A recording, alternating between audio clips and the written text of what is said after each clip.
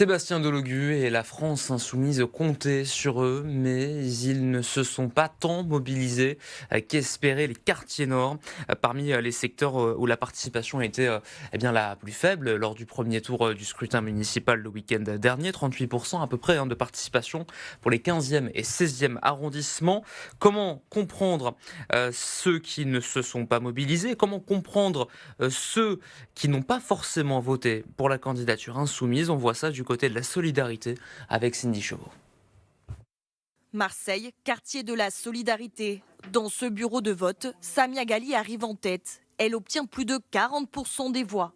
En deuxième position, le Rassemblement national, suivi de Rabiata Bouanaeri. La France insoumise, elle, ne réalise qu'un peu plus de 25%. Un résultat logique pour certains habitants. Oui, elle est connue, elle nous a vendu beaucoup de rêves. C'est, comment dire, c'est la marchande de sable ici, elle, celle-là. Delogu, il est venu, il n'a pas présenté de projet, il est venu, il a rigolé avec nous, on s'est amusé, tout ça et tout, mais il nous a pas fait de promesses comparé aux autres. Les autres, ils sont venus, ils ont posé leurs projets, ils nous vendaient du rêve. Il n'a pas proposé ses idées. Il n'a pas parlé réellement avec le monde qu'il y avait dans la cité. Ça veut dire ça, il n'a pas fait son taf réellement, genre. Tandis que les autres, on va parler de Samia Ghali, tout ça, ils ont fait déjà des choses pour le quartier, tu vois, c'est quoi? Ils ont fait un stade, ils ont créé une cabane.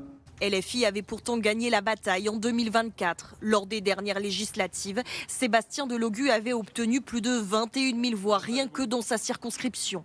Des chiffres en chute libre dimanche dernier, moins de 10 000 votants cette fois-ci. On se rend compte qu'on passe plus d'un vote de contestation à un vote de gestion sur des problématiques locales. Et là, il y a une incapacité à prouver aussi que LFI était en mesure de finalement gérer la ville de Marseille. C'est aussi la mobilisation des réseaux. On voit que des réseaux qui ont suivi LFI dans le cadre du NFP, par exemple, dans les élections législatives, étaient derrière Benoît Payan. Je pense au réseau, par exemple, de Samia Ghali, qui ont été très mobilisés et qui montrent leur efficacité encore aujourd'hui. Au-delà de ce quartier, le taux d'abstention dans le 8e secteur est sans équivoque, plus de 60%. Les candidats espèrent donc un sursaut pour le deuxième tour ce dimanche.